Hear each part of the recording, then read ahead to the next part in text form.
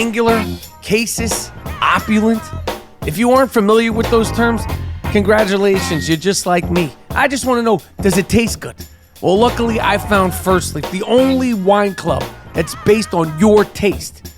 I just received my very First Leaf order, and these are some damn good wines. I highly and personally recommend their services, and this is how it works. Customize your First Leaf order by selecting the color, wine regions, and frequency of your wine shipments. First Leaf then creates an introductory 3-pack of wine just to get you started. They sent me white wine and rosé, and they were delicious. Plus, they keep on coming. With First Leaf's introductory pack, you'll get all 3 for just $5 each. When your bottle arrives, rate the wine to get personalized selections based on your unique taste. First Leaf is my new favorite way to rate and buy quality wine. I love First Leaf. To order your 3-pack of introductory wine for $15, go to firstleaf.com/Rapaport. That's 3 bottles of wine for only $15. Try firstleaf.com/Rapaport. RAPAPORT. Experience First Leaf today and try firstleaf.com/Rapaport. I am telling you, it is the best, simplest, and cheapest way to drink fantastic wine. All right. This is the I Am Rapaport Stereo Podcast. Brand new I Am Rapaport Stereo Podcast is coming up next.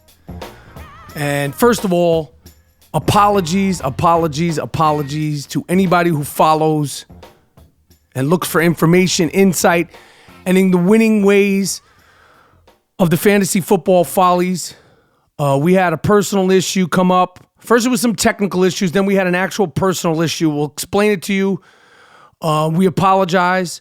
We will be dropping a brand new Week 16 Fantasy Football Follies. It will be dropping Thursday, December 21st at midnight. Guaranteed. Me and Tommy Guns, Tommy G, will give you the winning ways heading into Week 16.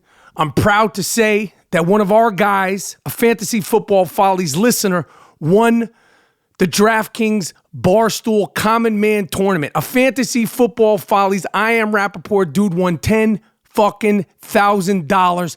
Thanks to us. Thanks to him. He won it, but he gave us credit. He's a listener. He's a follower of the Follies. Congratulations, Ben Stone at B_STONES. Ben Stone won 10 G's. All right. He's a Fantasy Football Follies guy. So I apologize. We apologize that we didn't get it up last week. No pun intended. But we'll be back, like I said, Thursday the 21st, midnight, with a brand new Fantasy Football Follies. So today, on this episode, this is like a superstore, everything. Like, this is like going to Costco, Target, like getting everything you need out of a podcast. Today we have the White Mamba, Bryant Scalabrine. If you don't like sports, don't even worry about it. He's a fucking riot. Boston Celtic world champion. He's like a funny, weird, distorted looking version of me. The White Mamba. But first, me and G Moody, last name rhymes with duty, the 3-time podcast co-host of the year. We're going to do our thing. It's a brand new I Am Rapaport Stereo Podcast, but I got a couple of things to talk about before we get into the base of the show. Number one, congratulations to me, the Gringo Mandingo. I'm congratulating myself, that's right, and I'm saying my name in the third party. I am heading to the Howard Stern Fantasy Football Super Bowl. That's right, you've heard it all. You've heard about everything I've been through. The coup, being kicked out of the league, invited back into the league, the taunting, the teasing, the duress that I've been through. Well, we did it, asshole. We're in the finals. This weekend, the Fantasy Football Finals of the Stern Show Emotional Friends League. I dragged this motherfucker, Will Murray, one of the producers, key producers, big-time producer of the Stern Show, dragged that fuck. Tied him to the back of my fucking car and dragged him slowly 3 to 5 miles per hour for about 17, 18 blocks. It was slow. It was painful. His team had hope, and I fucking stripped him. I stripped him of any hope and aspirations that he had. I'm heading to the finals. I'm playing Sal Governale and Richard Christie, two lunatics from the Stern Show, very high up people in the Stern Show world. I'm going to beat their fucking asses. And again, if I win, or should I say when I win, the reward I want to get it cleared. I want to power wash, power clean. I have the drills and instruments and tools to do it. I want to power clean Gary Delabante's fucking gorilla teeth once and for all, live for the world to see and hear on the Stern Show in front of Robin and Howard. Then I want to shave every morsel of back and stomach hair off Jason Kaplan's body and donate it to science.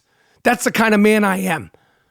So whether you care about football, care about fantasy football or not, okay? And I know a lot of you don't. And I understand that. I have no problem, no qualms, no questions about it. But Thursday the 21st, through the weekend, I'm in my Super Bowl. Not that I need it, because I'm planning on winning this motherfucker, but just a little prayer. A little prayer for me to win Rapaport's Delight, a.k.a. A History of Violence, a.k.a. Make It Stop, a.k.a. That thing's big. Please, just a little prayer. Okay? If you walk by a church, just, I'm thinking about you, Dingo. That's all I want. That's all I want, because it's going down this weekend. Oh, what else happened? Okay, we got a great show. We have a fantastic, hard-hitting, all-encompassing I Am Rapaport Stereo podcast coming up. Kobe Bean Bryant had his number retired. Laker number 8. Laker number 24. I mean, I was thinking about things to say about Kobe, but the guy needs no introduction. What can I say? If you want to hear some great stories about Kobe Bryant from people who actually played with him and played against him, re-listen to the Matt Barnes I Am Rapaport Stereo podcast. Listen to the Karan Butler episode of the I Am Rapaport Stereo podcast. He tells a story about playing against Kobe Bryant and him counting backwards. He scored the first 2 points, and instead of going 2, he started counting backwards from 50. Like he was like, I'm going to give you all 50. So he scored the first basket, and he was like 48. And he wound up scoring, I think, 49 or 50 points. Karan tells it really good. You can re-listen to the I Am Rapaport Stereo podcast with Karan Butler. It's dope. His story's dope. It's a great episode from about, 6-8 months ago. And, of course, the 5-star already classic Matt Barnes episode. He tells some great Kobe stories. And I was thinking all about Kobe's career because it's over. He's not playing any more professional basketball. I remember when he came into the league, it was bald-headed Kobe. He had the music video rapping Kobe. Sounded just like Michael Jordan Kobe. Air ball shooting in the playoffs Kobe. Between the motherfucking legs, won the slam dunk contest Kobe. Then it was Shaq and Kobe. Shaq and Kobe, Shaq and Kobe. They won 3 motherfucking championships. Then it was the Low and Peasy Afro Kobe. Then there was Meta World Peace and Lamar Odom Kobe, Phil Jackson Kobe. Tell me how my ass tastes Kobe. That's a quote from a Shaq rhyme when they were in the little beef, which they've all cleaned up. More NBA title winning Kobe.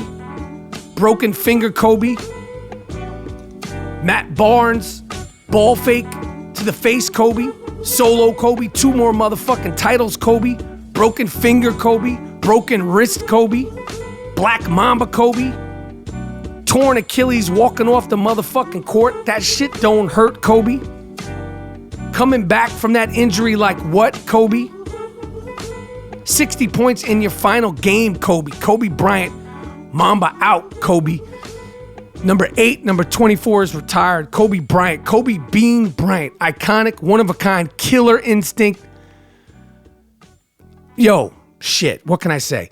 Another thing that happened that I want to get into before I get G Moody, last name rhymes with duty, is the president of ESPN, John Skipper, a.k.a. John the Ripper. He stepped down from his position at ESPN. Says he has substance abuse and he's been suffering. Said he's been dealing with it for years and he quit effective immediately. I never had any dealings with John Skipper. So I really no insight into him. But as you know, I did have dealings and a little, although I never met him, with the Cupcake Kid, Dick Stain, Danny Batard. You know, some of you guys might not know how this whole Batard thing started and why I'm going at him so hard. Check this out. Okay, here's a clip from the now infamous episode 269 of the I Am Rapaport Stereo podcast. It's the first ever podcast diss track. All right, so anyway, there was a little back and forth about Magic Johnson getting hired. In a nutshell, basically what happened was Batard was talking about Magic Johnson being hired and he wasn't qualified. And then I made a tweet saying why, how your father, his father, Poppy, the beloved Poppy on his TV show. What's the name of the TV show? Highly Questionable. How it's a highly questionable decision to have your father on the show every day. The beloved Poppy. Well, because Dan Batard went after the beloved Magic Johnson. Anyway, they started talking about that.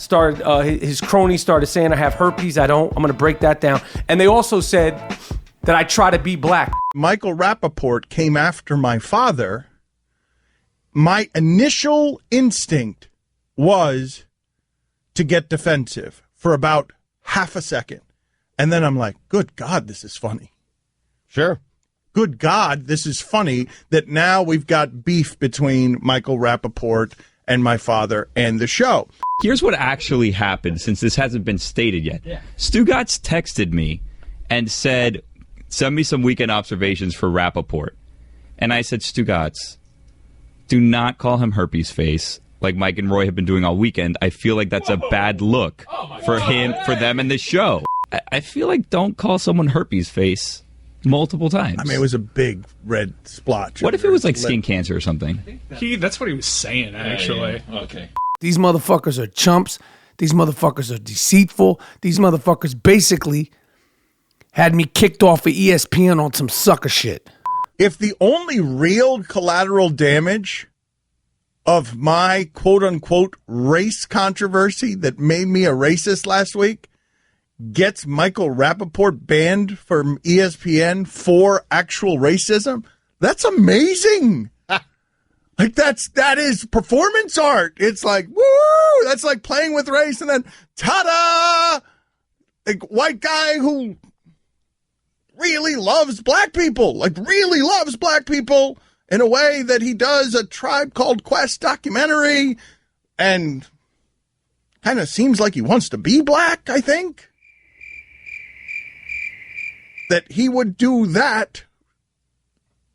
Yeah, there's no doubt that he's done a lot with black culture. If we set odds on this at the beginning, when you said what you said about Magic, and we said there's going to be a casualty here. What are the odds you get on that? On Rapaport? There's going to be a race casualty here. Put up a prop board bet like a Deadpool. Put up a Deadpool. Who's going to lose their job? Like, right. Who's going to... I mean, you'd get 8 million to 1 odds. Like, wait, what? Serious value with Rapaport. Like, what? All right, does that make sense to you? It's crazy because they just retired Kobe Bryant's number.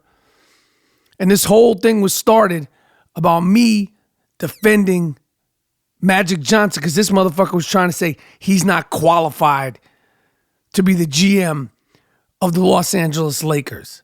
This motherfucking, and it caused the whole uproar in the media. Like, you know, it's about almost like 9 months ago, caused the whole uproar in the media. Michael Wilbon, people were accusing Batard of only saying that, you know, because he's black and race. It was like a whole little thing. You could check it out. But that was the inception of this whole thing. That started this whole thing. Dick Stain, Danny Batard was really distraught over the president of ESPN stepping down. It's very well known that Dick Stain, Danny Batard is a company man. He tries to act like he's all rogue and he's, you know, sort of this rebellious figure. He's not. He's not. I actually said it on a podcast a couple of weeks ago, months ago. I said Dick Stain, Dan Batard is a company man. He's under John Skipper. He's been under John Skipper. That's why that motherfucker still has a job. That's my opinion. They suspended him. They've reprimanded him. He says all kinds of wild shit. Nothing happens. That's because he's a company man. You kiss ass. But then you front on the radio like you're rogue, you're wild, you're about it. Well, it turns out that Dick Stain, Danny Lebitard, he really, really took John Skipper stepping down to heart. He really was distraught over it. He went on the radio this morning, and like a bitch-ass trick, this motherfucker started crying. Check some of this out. Listen to this motherfucker's voice. The president of ESPN has resigned and sent out a statement, and I'm sorry.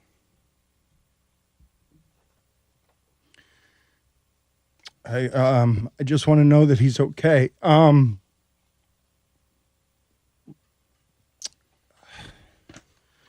Take your time, buddy. Yeah. So I'm just learning of this now, okay? And this is this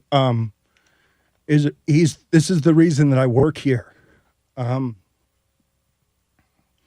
so I don't know what's coming. I don't know what this is, but he has turned in his resignation. He sent it to everybody at ESPN through all the email accounts.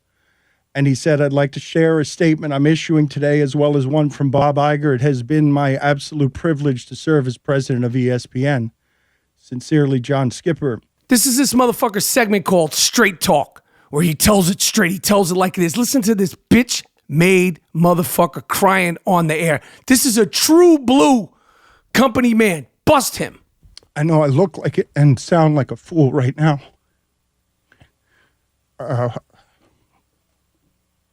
But I want you to understand something, and I don't know what's coming. Like, I don't know if this is, I haven't talked to him, so I don't know how he's doing. And I care about him, but just so that you understand, this person has created everything that exists here at ESPN for us. He sent out a statement. I just want to know that he's okay. Motherfucker, is John Skipper your father? Or is Poppy your father? You should have had John Skipper on your bullshit show all these years. Because you crying like this motherfucker's your dad, bitch. He's sucking his teeth. And then listen to Stu Gatz. Stu Gatz in the background saying, take your time. Take your time. Stu Gatz. John Wiener. He's saying, take your time. This is the same guy, John Wiener, who just a couple of weeks ago on this podcast, we talked about him being proud that he made 8th grade girls cry. He bragged about making 8th grade girls cry. The big Hall of Famer Shaq Diesel was offended by it. I was offended by it. I spoke on it. Matter of fact, Miles, cut to my shit about John Wiener just a couple of weeks ago. To the head coach of Coppermine 2022, who said I made her kid cry, a kid that committed 2 penalties and talked trash to my kids, me, and my coaching staff the entire game. Next time, don't tell me I'm an adult and she's an 8th grader. Nope, you're an adult, so teach the 8th grader to stop talking trash to the coaches on the sideline. Not her fault, yours. And next time, I'll yell at you. You're proud about making little girls cry, and you said you'd make the mom cry and the father cry. Shaq said he wanted to punch you in the face. Let me get that Willie Hutch shit.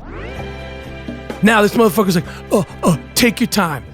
Let me hear it again, Miles. Let me take your time. Take your time. You're all upset because fat Dick Stain Dan Lebitard, formerly known as the Cupcake Kid, is choked up.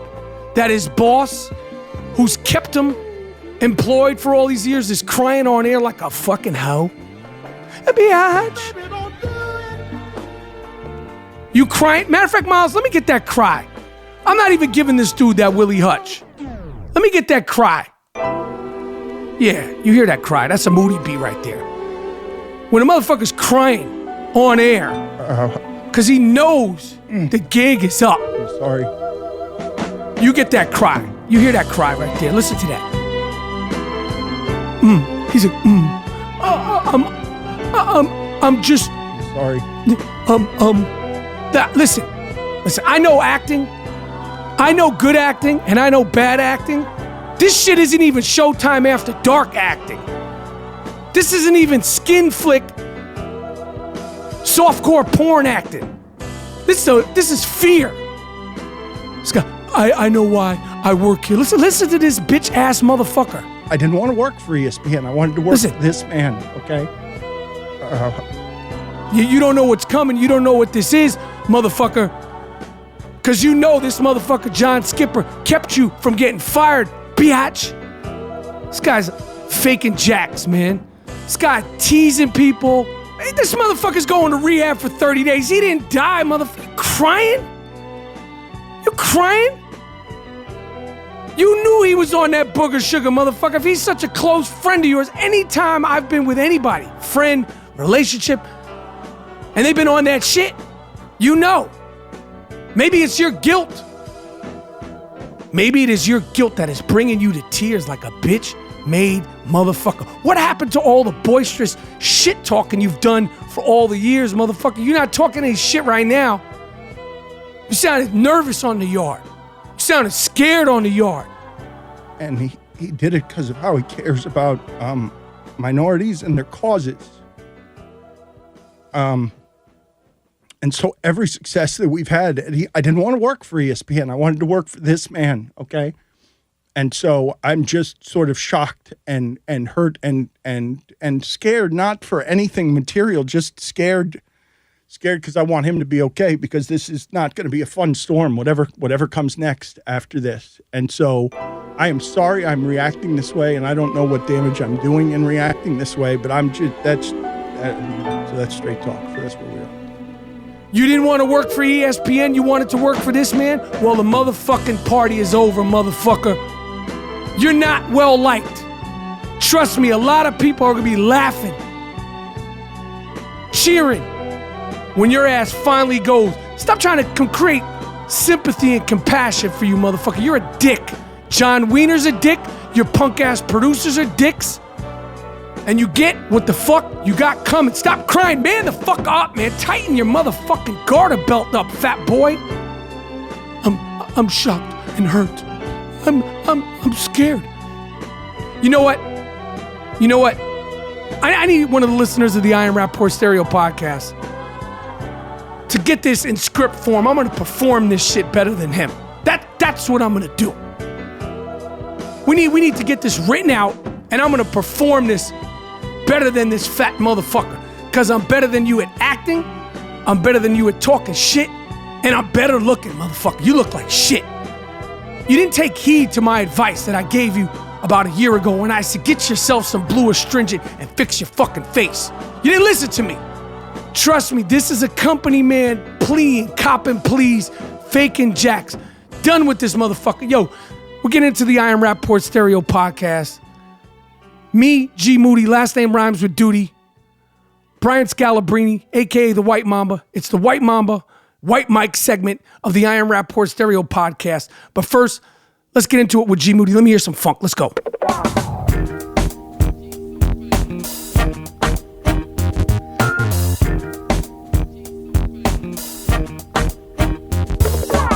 Yo, the I Am Rapaport Stereo podcast prides itself on being funny, and hilarious stories make the world easier to live in, but so does saving a life. Register today with DKMS. That's DKMS. And you could have the opportunity to give a blood cancer patient a second chance at life. You'll simply receive a swab kit in the mail, swab your cheeks, send the samples back, and you're good to go. It's simple, it's a good thing to do, and just think about it.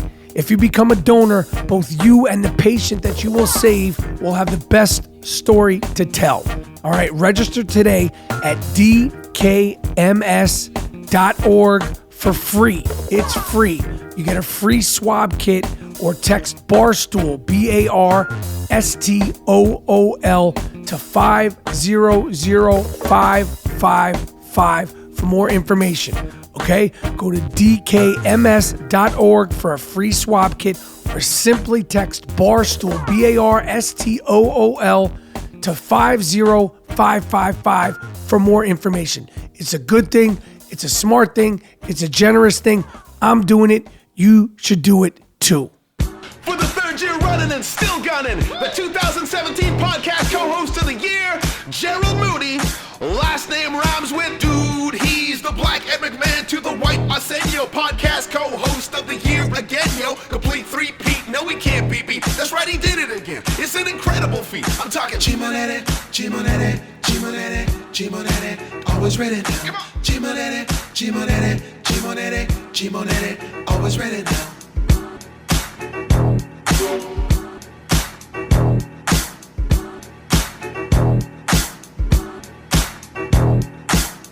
All right, as I told you, it's official.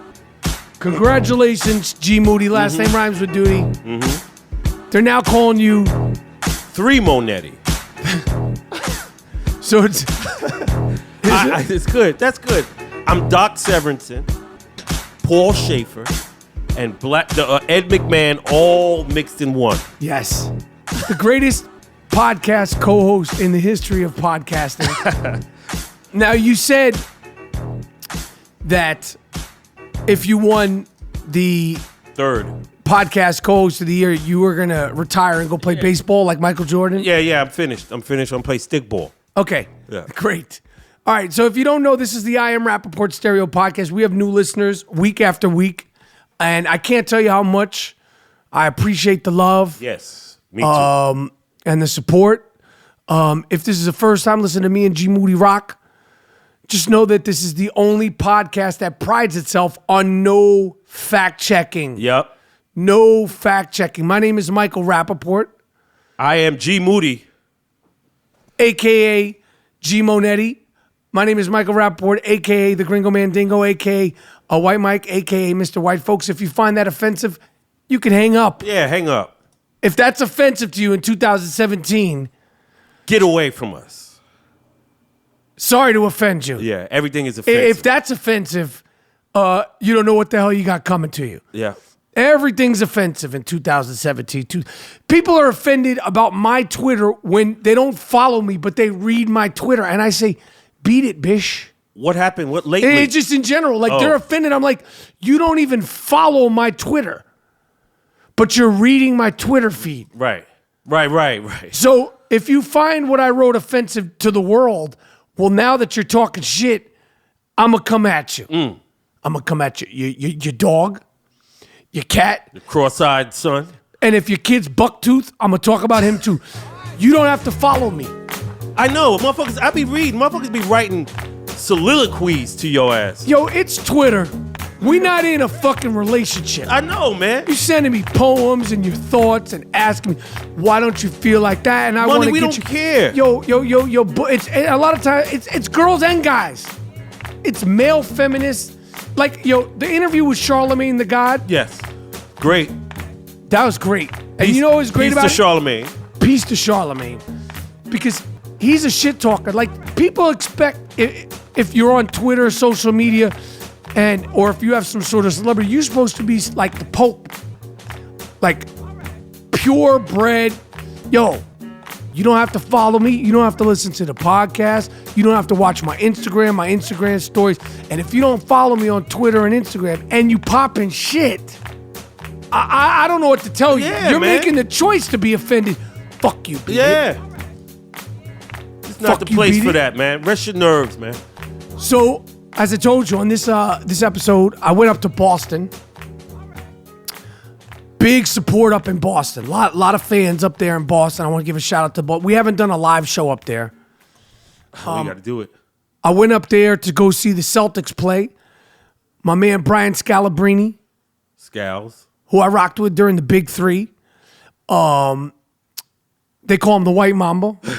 Yeah. So we did a segment of the White Mamba meets White Mike in Boston.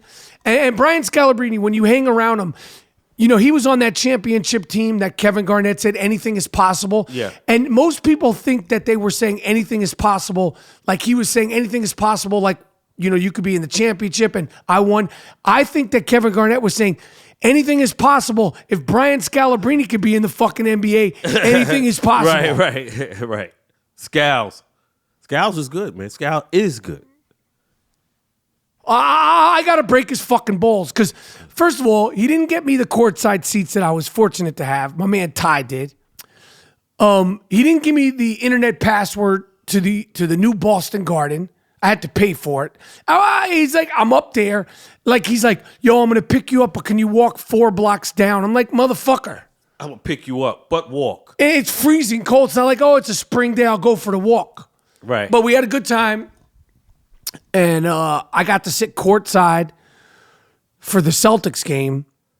Did they give you hell out there? Did they see Nah, who they you gave were? me love. They gave love. Oh, they were? Okay. They gave me crazy They didn't hear love. the Brady bash then. They know about the Brady. I think Boston sports fans have better sense of humor Than we think. Okay. Online, not so much. In real life, like I said, it face to face, it's all love. Yeah, keyboard thugs. They can hide online. Yeah. Everybody was so cool, nice, friendly, and I had the New York Yankees hat on. I mean, I represent New York. I had the Yankee. I met the new general manager, the new coach of the Red Sox. I tipped my Yankee hat to him. I got a Yankee hat on. Why shouldn't you? Why shouldn't I? I got the Yankee hat on. Party's over, guys. You guys won your World Series. It's over. You won 1, right? 2, I think. Oh, so what? We got 29. Yeah, we don't who give gives a a fuck. We're not impressed. But here's my observations. I saw the Utah Jazz play the Boston Celtics. Donovan Mitchell should be Rookie of the Year. Donovan Mitchell, who went to Louisville, is averaging 18 points a game. Dwayne Wade-ish, New Yorker, played for Riverside Church. 2 years at Louisville. Got to do a podcast with him. Dope-ass podcast. Good dude. Good dude. New York guy. But a good dude. Sweet dude. Young kid. 21 years old. He should be the Rookie of the Year over Ben Simmons stat-wise. I don't think he'll be able to top Ben Simmons, but as the season progresses and people get more familiar with him, they're going to see that Donovan Mitchell, the Utah Jazz, is contender for the Rookie of the Year. Right. Ben Simmons, Philadelphia 76ers, a lot of hype, a lot of excitement. He's dope. Got to do a podcast with my man Jonas Jerebko from Sweden. He was the dude who played for the Celtics last year. We talked about it on the podcast. He was talking a lot of shit to the Cavaliers when they played them in the playoffs. Okay. He was out there getting crunk. And then, of course, I got to see Kyrie Irving live and in the flesh as a Boston Celtic. Right. I'd never seen somebody score so fucking fast. Yo, that motherfucker be getting to the basket so quick. Really? And he does these, Ill dribbles, right? Shit you need to put on slow motion. Ill dribbles. But he came out to the game wearing some Miley Cyrus hodgepodge Nikes. What do you mean? He had a pair. I'm vaguely colorblind. They were like 4 different colors. It was like, none of them were green, by the way. Okay. He plays for the Celtics. None of them were green, white, or black. Do you, Duke? Right. But your shit looks like an arts and crafts project. But he busting ass out there, so what can you say? But everybody's like, oh, them shits are fire. You wouldn't wear those. The only person who could get away to wear those is Kyrie Irving. Yeah. If your game is that ill, you could wear them shits. Right. But that's not for cooling out. That's some Rainbow Bright type shit, right? You have to be as good as Kyrie Irving to wear those. Right. They got like a little scribble on them. Go to Miley Cyrus's Instagram page. She does like arts and crafts project. Immediately when I saw Kyrie Irving's sneakers, I thought of Miley Cyrus. Okay. Well, he's a unique guy. He thinks just- the earth is flat. Yeah, well. Why It's shouldn't he have those it's not sneakers? flat. Yeah. It's not fucking flat. It's not fucking flat. What a crazy week. This whole Roy Moore, Doug Jones. Roy Moore, check this out, Duke. Yo, it's been like 7-8 days since you ran. You lost, Duke. He won't concede. Oh, he's not conceding. Oh. You're not conceding. Roy's like, yo, let's see what we could do, B. Not Roy. You lost, Duke. Oh, you lost, Duke. Duke, You lost.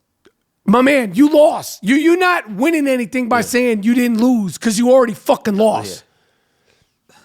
You understand what I'm saying? You need to concede, Duke. You lost, Duke. Duke, the shit's over. They're like, oh, I'm not going to concede, and maybe there's this, maybe there's that. Yo, they're into the next game. Like, my man went to the next, he's going to Washington. You're done. Right. And his wife was talking about, I love Jews. And they got a Jew lawyer. She's like, I got a Jew lawyer.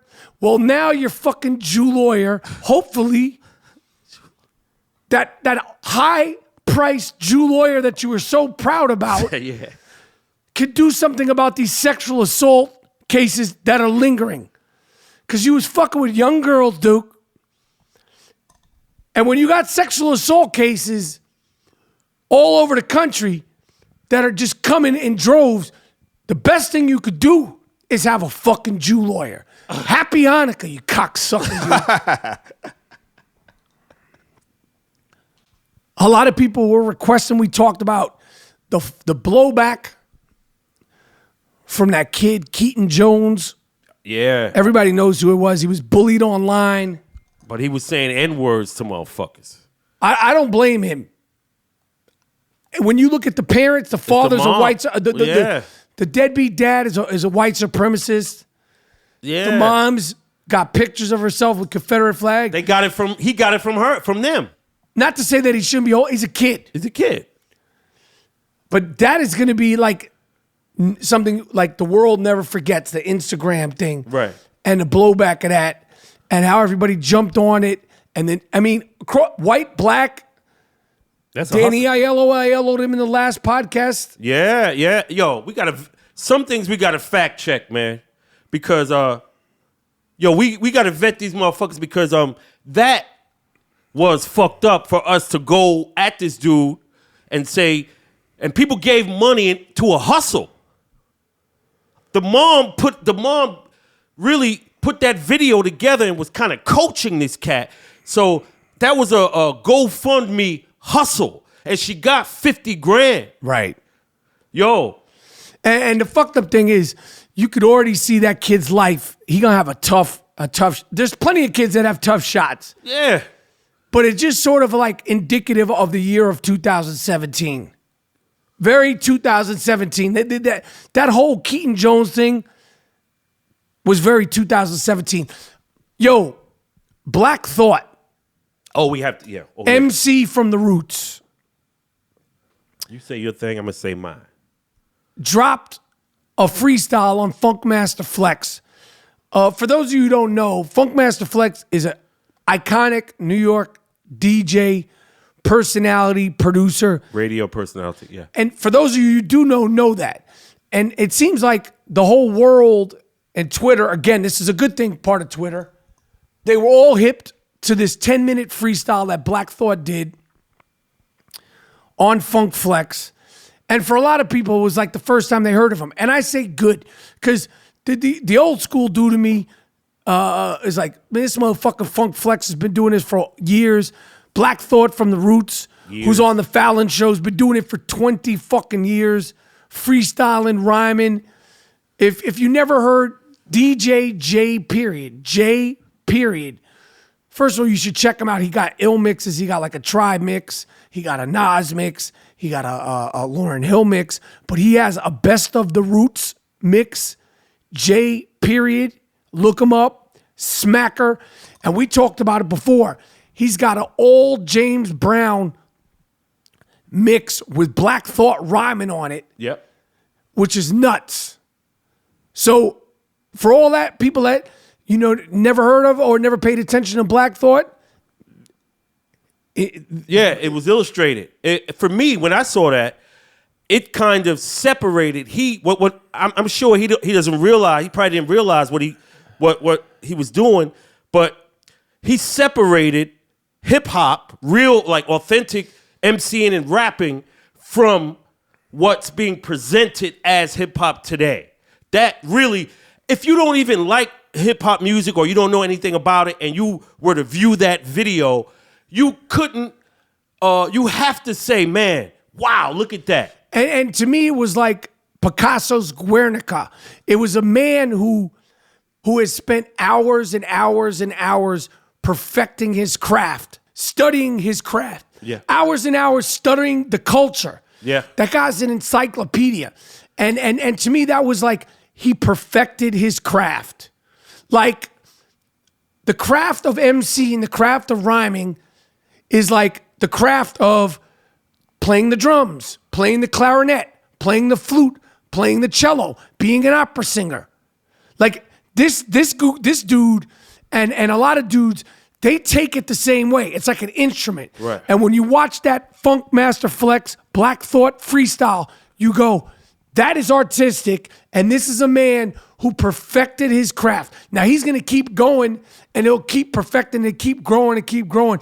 But like that was like At that moment, a benchmark of perfection. That's like Jordan hitting 55 points, or Kobe Bryant hitting 81, or like Dan Marino or Tom Brady or Reggie Jackson's 3 homers. In that moment, it's like that perfection of what you do. And people who don't know hip hop music, and watch the video. Look at the flair. Look at the charisma. Look at he's in the pocket. He's all over the place with the rhymes. Every word, the diction, every word is clear. It's not nonsense. This separates real hip hop music from trap music, which is, to compare the two is a disservice to the young guys.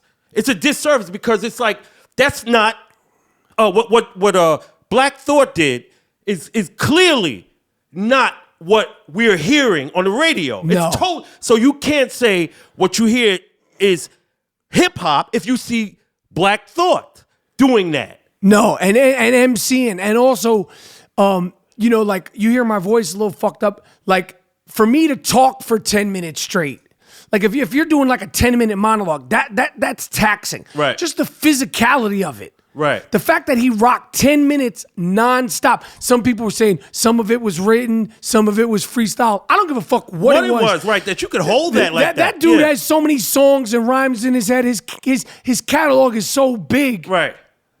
He did a great, that was like KRS kicking motherfuckers off the stage. Yo. That was like, we separating this shit, B. This is rap music. This is hip hop shit. I don't know what that's called, but it shouldn't be confused with what we just saw. And it was a benchmark in hip hop. Right. It needed identity because they confused the identity and now it's mainstream. And then, check this rap. What they should have done is put that juxtaposed with a trap artist, with Migos or somebody. Then you would clearly see this is a totally different music. And there's nothing wrong with Migos. Nothing wrong with that. Shit. But it would illustrate really the difference because it's a disservice to call those guys MCs. Yeah. When you see Black Thought, that shit should be in the Smithsonian. That was some shit. That was some shit. Right. That was hearkening back to the early New York MCs with that flair, the syllables, the punchlines, stretching the rhyme to fit. That's how motherfuckers did it. And I'm sure him coming from Philadelphia, he was raised on that early New York MC shit. He talks about it in Beats, Rhymes, and Life, The Travels of a Tribe Called Quest. Right. That dude is like studies this shit. Yeah. Like I guarantee you, if you run into Black Thought, you go, you could ask him about Redman. He'll kick every Redman rhyme. You could ask him about Melly Mel. Anybody. He studies this shit. Grandmaster Caz. All that shit. He knows all of it. You could when I saw that, it reminded me of the tapes we used to get in 82, 81, where we used to hear this shit from the Bronx. The motherfuckers had little tapes, and it's all that flair and just that rhyme style, and it just makes you nod your head. And if you haven't heard it, Miles, play a little bit of that shit. Panther mind, I made the elements you can't combine. I'm at a level of intelligence you can't define. Einstein, Shakespeare, Voltaire, Tesla, recording artist / psychology professor. I preach for the East, never fold under pressure. The beats from the East and I glide like Clyde Drexler. And my new name is 85 X's, cause I'm the rap game certified specialist. So you hear him, he's rocking, he's rolling. And Funkmaster Flex, who's seen everybody, was like, oh shit. Like the dude's going up to the freestyle. He could have just done 90 seconds. And no disrespect to Nas, to all of them, Jay-Z, all the living rappers. I don't think anybody could do that. That was clearly the best. Period. Clearly. Period. It doesn't content. Yo. There wasn't no romanticizing drug deals. Nothing. None of that sucker shit. It was about. There was no cursing. Right. Maybe 2 words. Two fuck words. But they were in. It wasn't in context. Miles, play a little bit more of that shit. When I was reckless, I was worried about the guest list. I'm helping rappers everywhere for filler, death wish, yo flex. I'm glad we made contact. My nigga also know this shit for combat. Brain matter contain too much data. I tell a story like fingerprints and blood splatter. You see what it is? Black Thought Funk Flex, one motherfucking take. For your fucking cornball niggas coming up here doing 50 takes, you just saw what it's supposed to be. Ciroc Studios. You mad? Fuck yourself. Stop the bombs! So good, so dope, so impressive, and usually a lot of times when they do these long freestyles, they'll change the beats. Like Sway, they do it the 5 Fingers of Death. They'll change the beats for him to be in the pocket. It's like a John Coltrane solo, or like a Jimi Hendrix solo, drummer solo where you just rock it, like a John Bynum solo. Yeah. So shout out to Black Thought. Man. Shout out to the Roots. I've talked to Questlove in the past about trying to do a Roots documentary. Like, people have asked me, like, yo, would you do a doc? You do a doc. And of course, there's so many different groups. But, like Gangstar, it's hard to do a doc when one of the members is passed. Eric B. and Rakim, that's an enticing idea. BDP, Grandmaster Flash and the Furious 5. These are all enticing ideas. Doing a Roots documentary, I would get out of hip-hop documentary retirement. Just because I know their story and their history, and they have such a different upbringing and the interchangeable parts of the group. So, Questlove, Amir, Tariq, Black Thought, I have my hand out now. If y'all want to do this doc, I'm down to do this doc. I want to see you rock. I'll do it again. I want to be a part of that. See it rock again. No doubt. Because the Tribe doc, we won the awards. Right. We're certified fresh on Rotten Tomatoes. Hell yeah, you down by law. All right, coming up next, I got my main man, Bryant Scalabrine. It's the White Mamba meets White Mike segment of the Iron Rapaport Stereo podcast, talking basketball, talking Boston Celtics, talking Big Three, telling me why he thinks and knows Charles Oakley is a good guy, some NBA stories, what's going on in the NBA so far, the rookies that have came through Boston to play the Celtics. My main man, the White Mama, Bryant Scalabrine. Let's go. The Iron Rapaport Stereo podcast is sponsored by Casper Mattress, the outrageously comfortable mattress that I have been sleeping on since we started this podcast. You probably heard about it millions of times on this podcast. You see the ads. It lives up to all the hype and expectations. Real customers have said the Casper mattress is like sleeping in heaven, like the tinkling of baby laughter in the moonlight. If you have to compare sleeping on a Casper mattress to anything, what would it be? How about sleeping on a fucking cloud? Okay, that's what it feels like when I go to sleep on my Casper mattress every single night. That's a fact. I remember the first morning I woke up on a Casper mattress, I was so energized and ready for the day. I felt like $1 billion, not a million, $1 billion. I also got to tell you about their brand new duvet. It's like nothing I've ever felt that keeps you warm and cool at the same time. Okay? Instead of goose feathers, they use duck. That's right. They use fucking duck. You won't believe the difference. With the mattress you can lay on, sleep on, skeet on, do whatever you want to do on, Casper Mattress is the best mattress in the world. Buying a Casper is easy. Order online. It's delivered to your door in a compact box. You're going to be like, what the fuck? Yeah, it's delivered in a box. Free shipping, free returns. It's available in the United States, Canada, and now the UK. Considering we spend 1/3 of our lives on a mattress, it's so important to truly sleep on a mattress before committing. That's why Casper offers you a 100-night sleep trial. That means you get to sleep on the fucking mattress for 100 nights. And I got a special offer for listeners of this here Iron Rapaport Stereo podcast. Go to Casper.com/Rapaport. Save $50 towards any mattress purchase. It'll change your life. It'll change the way you sleep. It'll change the way you rest. It'll change the way you feel when you get up. Go to Casper.com/Rapaport. All right, here we go. It's the I Am Rapaport Stereo Podcast. You got to pick up the mic, Scal. I will, but just like you didn't even ask me a question Okay, yet. but just don't get unruly yet. I'm good. That's how I'm going to be with you. That's Please just how don't be we are. unruly. Okay, I'm your guest in Boston. I've had to, I'm your guest on the podcast. So I've been nothing but nice. Picking your ass up, driving you to dinner. I mean, picking your ass up, driving you to the game. What else do you want me to do? All right, it's the I Am Rapaport Stereo Podcast with the Mamba, White Mamba, Bryant Scalabrine. All right, Celtics, basketball. It's been an exciting year. First question. Dang, you get not even like, yo, man, what you been up to since the big three? Well, let me You're get to killing it. me, Well, man. because I knew you're going to rush me anyway. You're like, like. No, 30 minutes. That's what you got. Okay, cool. If a real host can get some shit done in 30 minutes. 30 minutes is easy. I just know, you got hecklers in here. We could, No, this is my world now, man. It's not your Hollywood world where everyone's like acting like everything is cool, man. This is Boston. We keep it real out here, man. What do you think this is? Like, you're walking around here thinking everyone's going to be nice to you because you were on like 6 episodes of Friends and you're in 2 movies, and now you think because you're in White Famous and this new show on Showtime, plug, by the way. You're thinking like you can walk around here, no pass. If I wanted to, I can kick your ass out of here in a second. I got courtside seats that I had to pay for. You could have called me. I could have got it for free. That's how stupid you are. Like, when I come to your city and I want to be on the backstage. You're not going to get some courtside seats. No, but I want to go backstage and watch like a movie being taped. You're going to hook me up. I'm going to hook you up. But I'm not going to ask my agent to talk to them. I'm going to talk to you. Why would you not talk to me about tickets here? That's just dumb. It's true. All right. Check this out.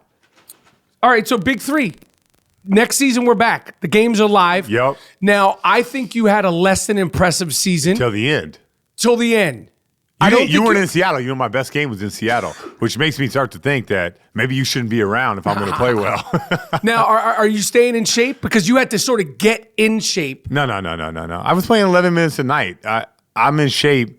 But what I got to do a better job of is getting Paul Pierce on my team. That's what I got to do. That's what you're trying to do. Forget me trying to like make a difference. I got to get Pierce on my team. Do you think if Paul Pierce joins the big 3, he's going to want to team back up with you? Like, why would Paul Pierce, if he comes in the big 3, to me, that seems like it's like, no, I don't want to be a part of that. No, that's actually a really good question, and I can't give you an answer. I don't know why he would want to team up with me. Exactly. I can sit here and make something up. I don't think you should go after him. In Boston, I don't have to make stuff up. In Hollywood, you make up lies. Here, I keep it real, man. I don't know why he would want to team up with me, except that our uniforms are green. Yes. And, like if we come back to Boston, everyone would be all in on the Ball Hogs. Have you reached out, spoken to in any way, shape, or form to Paul Pierce? Yeah. He's checking it out. He's sniffing around. And he's going to see how his body feels. In January, he's going to let me know. He'd be a great 3-on-3 player.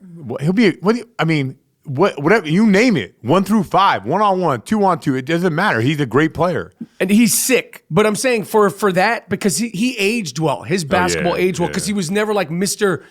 Dunk. He had quickness, but like he has that he's got all the moves. Yeah. No, Paul will be great in the big 3. And he loves the hoop, so he'll be fine. All right, Paul Pierce, you heard it from the White Mamba. All right. But how'd you like going out last night? White Mamba, White Mike. White Mike, White Mamba. It was very unimpressive. Like, I felt like we went to we went to a nice place. Shout out to the people. They're very nice people. And they were like, I was expecting something like cool, like 5-star Michelin restaurant. No, like I'm not doing that. Chowder, like something like that. And we're basically in a dive bar. No disrespect. Yeah, good meal, but like that's my spot. But why, if I come to town, that's the best you could do for me? Why don't I get something special? That was special. It was not really special. I mean, I must have. The fact that you were like when the check came, you acted like you had to go to the bathroom. There was all sorts of bullshit going on when the check came. You wind up paying, but then you're like, I can't see how much tip. I'm like, I'm not reaching into my wallet.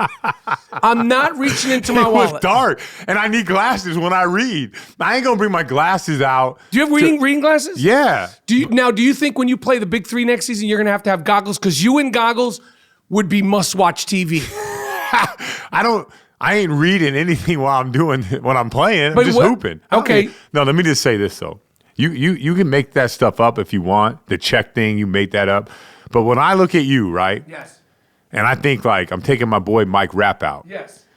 No way, shape, or form do I look at you and think 5-star dining. Why not? I mean, like, look at you, man. Go check yourself out in the mirror. I'm not thinking. I know, like, I'm not. Never in my mind am I thinking I gotta take this guy out to the best restaurant. Like, I mean, but you don't take me to a hole. You took me that to wasn't a hole. It was a hole. You took me to a hole. That wasn't a hole. It was like right up your alley. There was like nothing but 7s and 8s in there. That was like right up your alley.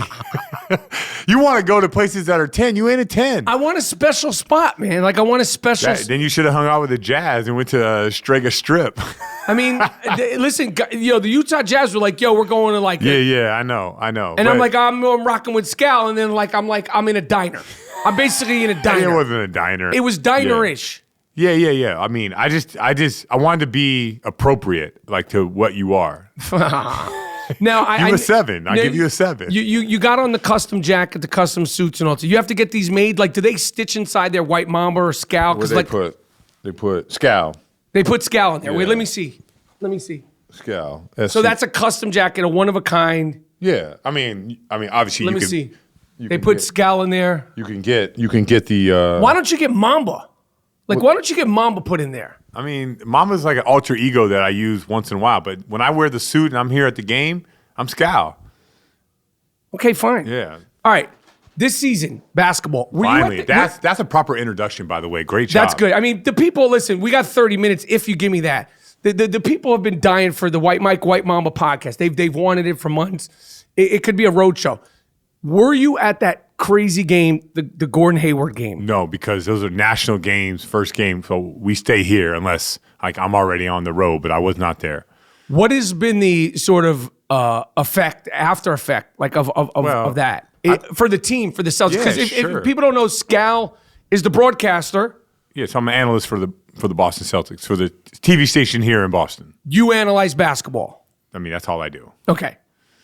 What has been the fallout from that? Because that was gruesome. So I mean, scary. Like the team struggled. They struggled the next game, and they started winning the 16 in a row. So they turned it around, and like guys have stepped up. Like that's what professionals do. Coach Stevens has done a great job of putting guys in a position to succeed. It's been good, but I think ultimately, which is like this is like the downfall of this. Is like it's great to see the team playing well, but I just feel.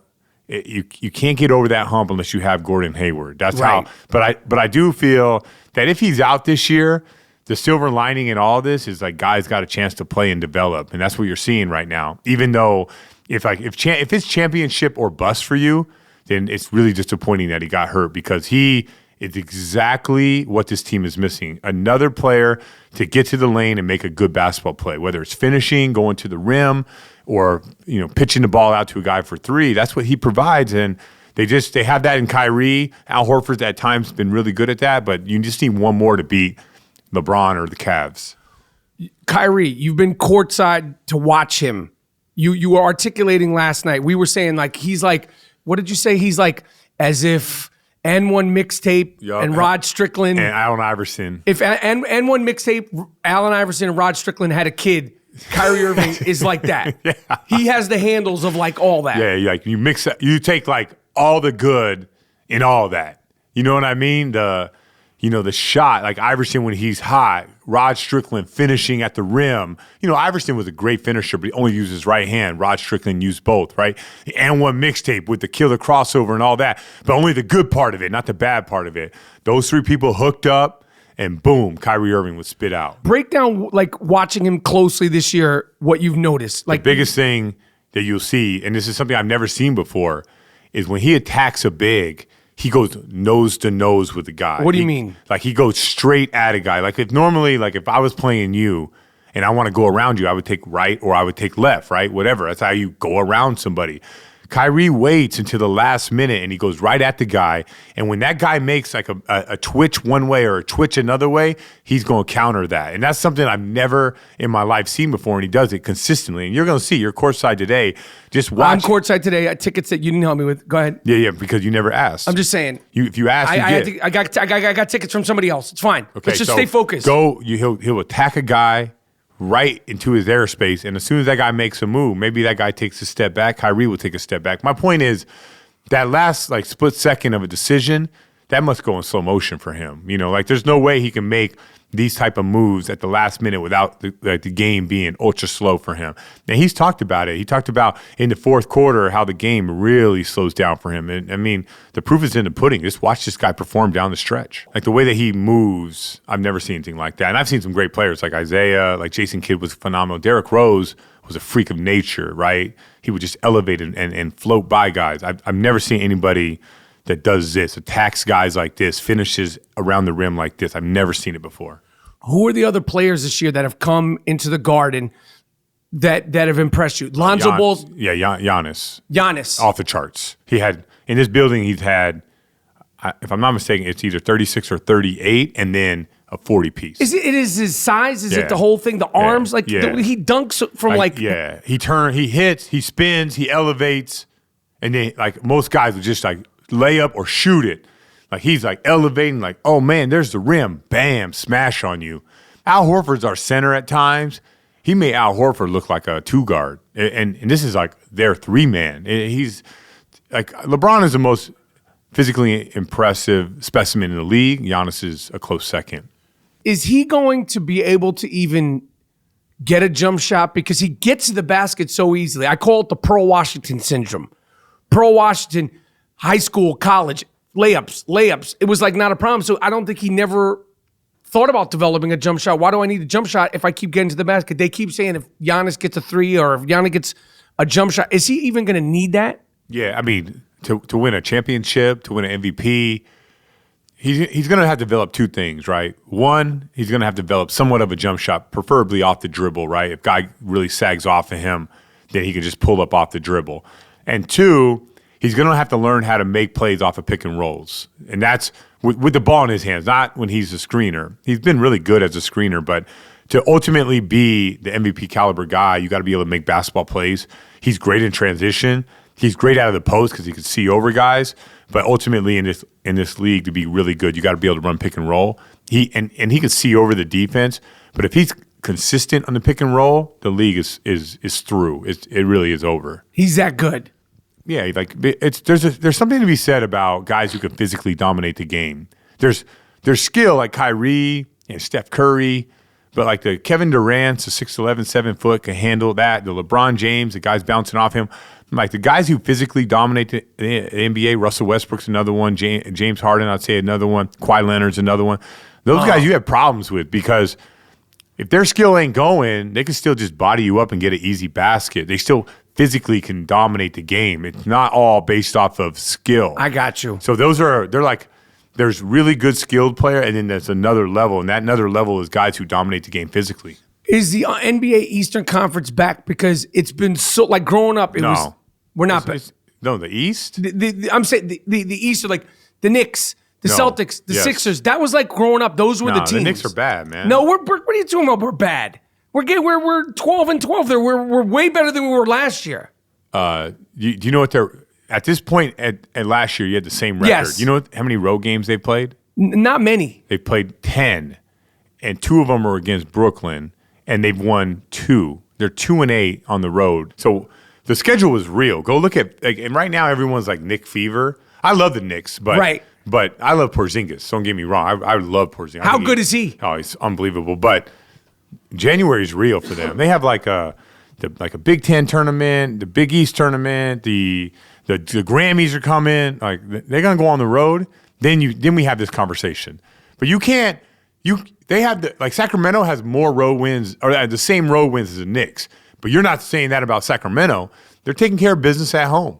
But they got 2 road wins, so they got to start winning on the road if they're going to be real. Okay, but listen, we can't make the schedule.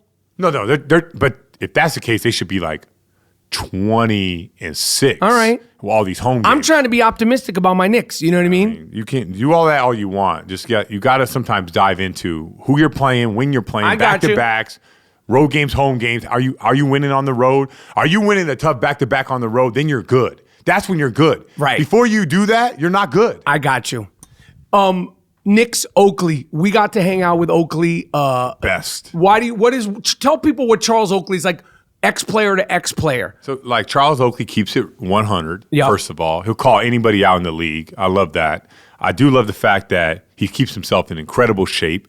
You know, what's your excuse for what? Not being in shape? Like, because Oak's like 50 something. You just turned 40. No, like, I work too much. I mean, like, because I think it's like the 7 a.m. shows, the Yahoo Sports. Like, I work a lot. You got a lot of jobs. I got a lot of jobs. Okay, but I got my workout in yesterday, today, tomorrow. I'll get them in. Okay. I just, but I'm going to be gearing up for it. Okay. So anyway, I got to get on that HGH, I think. Yeah. They ain't going to test me in the big three, are they? No. Me and you should get on like a little. Yeah, we should do it, right? Like an experiment. Like, see how it affects, like, very. If me and you got 6-packs, you know that stuff is legit. If HGH could get the Mamba and me 6-packs for the big three, yo, it'll fix anybody. No more medicine needed. Nothing. So like being around him, because like I have a relationship with him. It's like a fan. Like, I love him, but you're a player. No, Oak's the best. I got on the. Oak's the best, but he still intimidates the hell out of people. Let me tell you what happened. We're in Tulsa and we got to fly to Dallas. I got to go home. We're on a connect, right? For big three. Yeah, but our in Tulsa we got a delay. So the flight attendant comes by and Oak's like, yo, what's up with this plane? So the flight attendant starts shaking like, I don't know.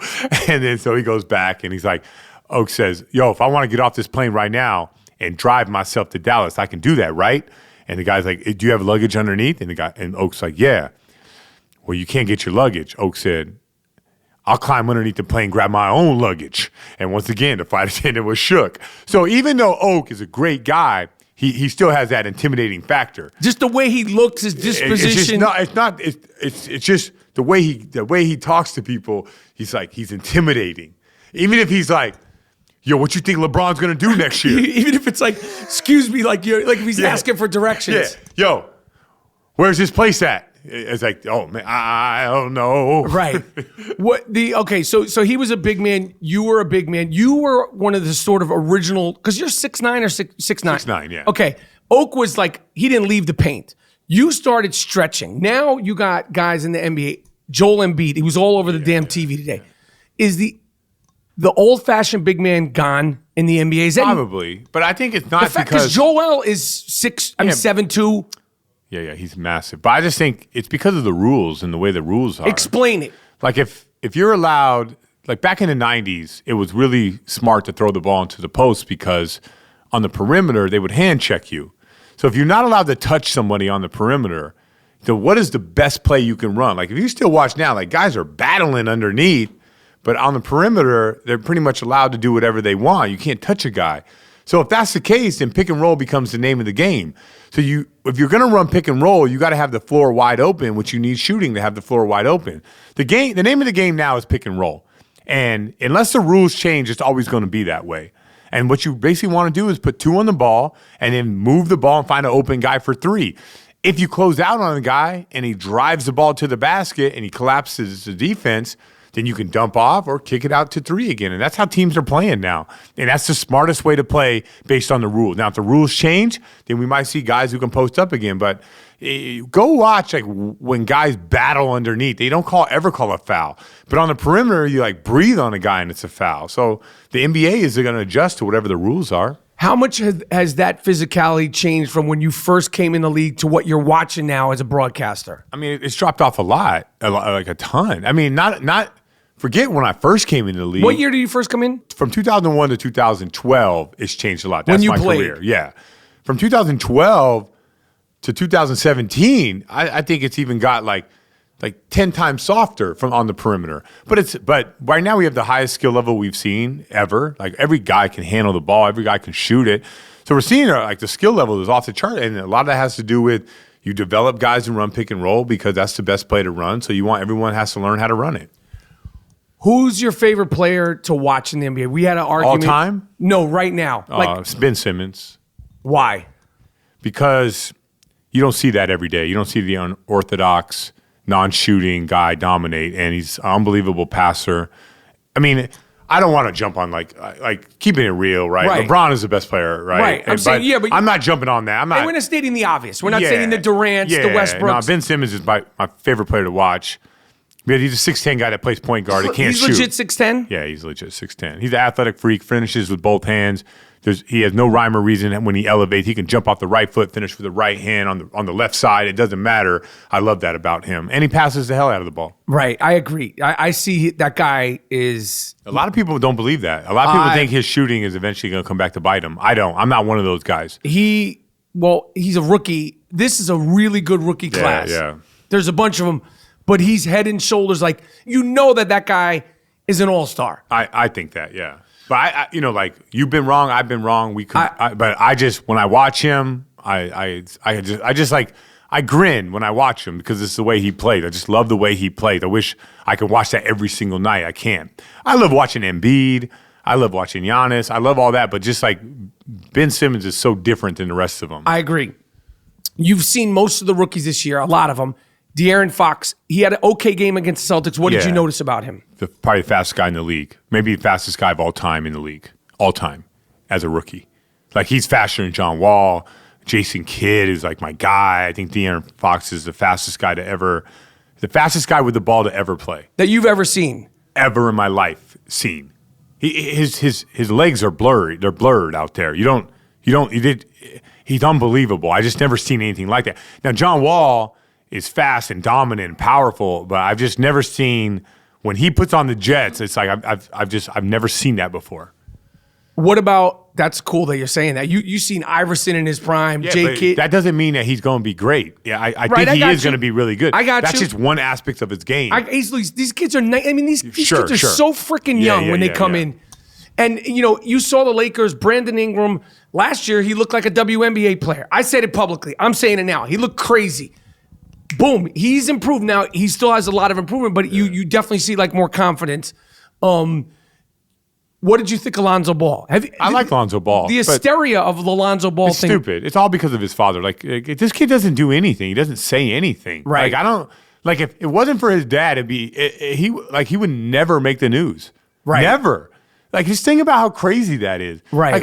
Like these parents are all nuts. Like, my mom's nuts. Like, everybody's nuts. They think their kid's the greatest thing ever. I don't know why the media gave him a platform. Maybe because he was so outlandish. But, like, the kid doesn't do anything. He doesn't do anything wrong. Right. He's a solid kid. Like, his teammates like to play with him. But, like, everyone wants to talk about him because of his father. Like, how messed up is that? It's crazy. It's so stupid. What did you think of his game? I mean, again, you saw him play once. But, I'm a big fan of Jason Kidd, obviously. I played with him for 4 years in New Jersey. I like the way that he plays. He's not as athletic as Jason, not physically gifted strength and not as fast, but he jumps higher, is a little bit longer, a little bit taller. But he's a great passer. I like the way that he makes the right pass. He's not hunting out assist. Like, Lonzo Ball makes 90% the right pass. He gets the ball, he kicks it ahead. It doesn't mean that guy's going to get an assist. I mean, if you chart those things, like quick passes that lead to buckets, Lonzo Ball will be tops in the league when he's out there. But I just think he gets an unfair rap. But I think eventually that will die down. How good was Jason Kidd when you played with him? Is he the best point guard that you played with?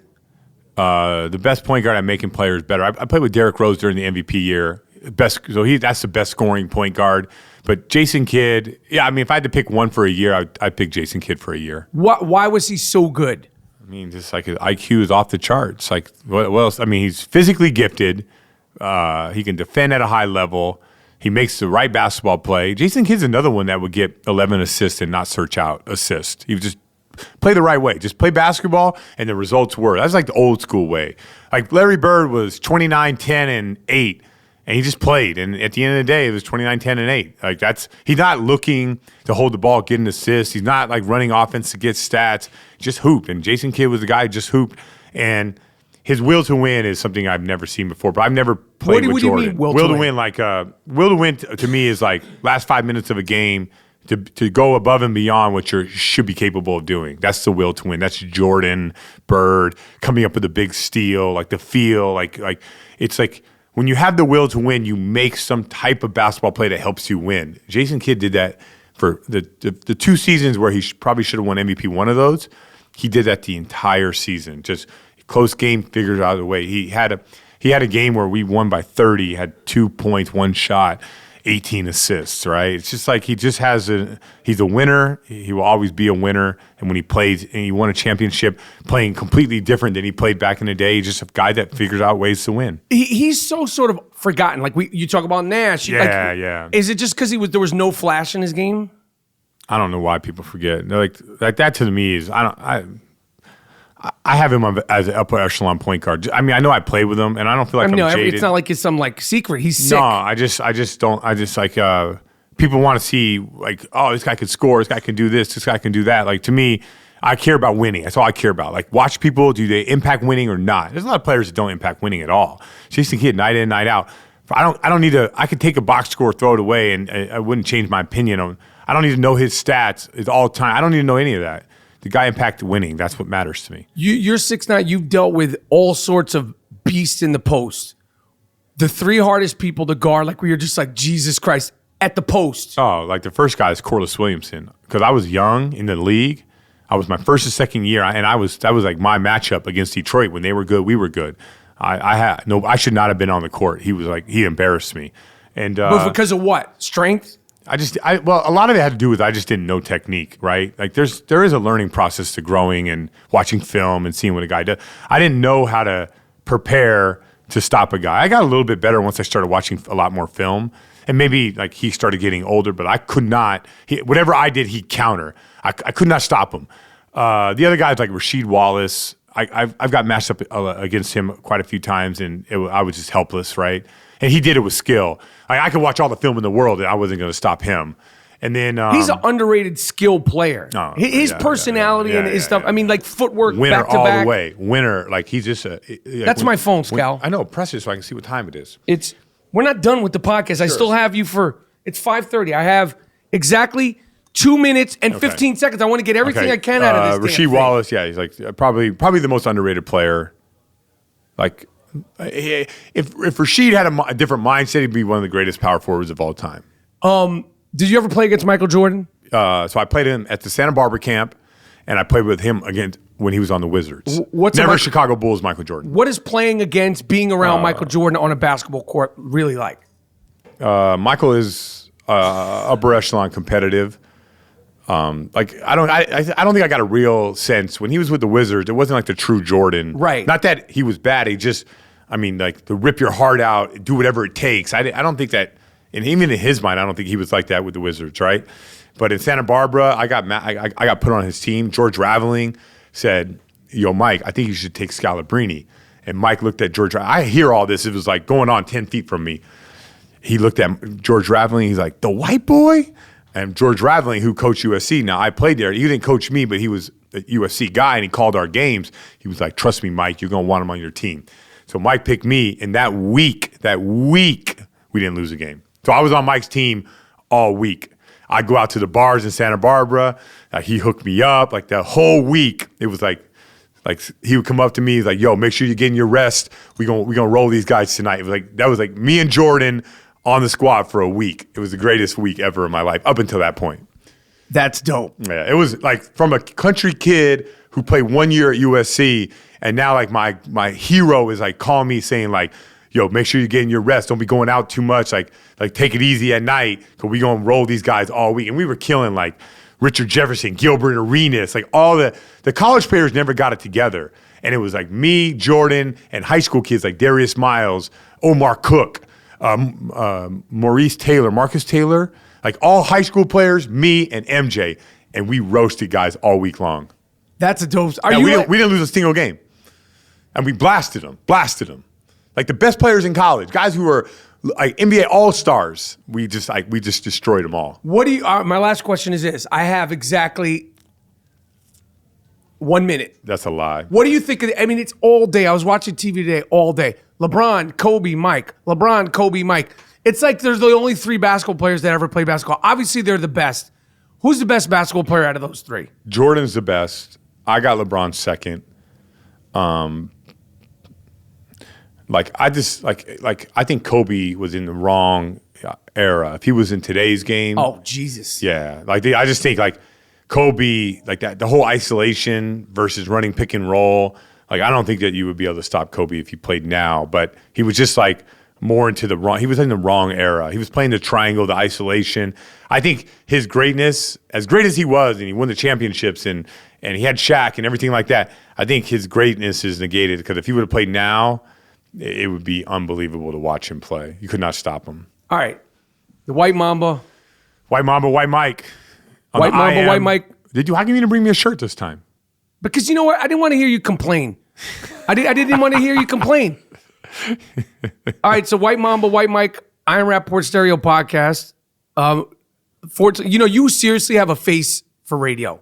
I'm not playing. Like, you seriously have a face for radio. That's funny because they always put me on TV, Mike.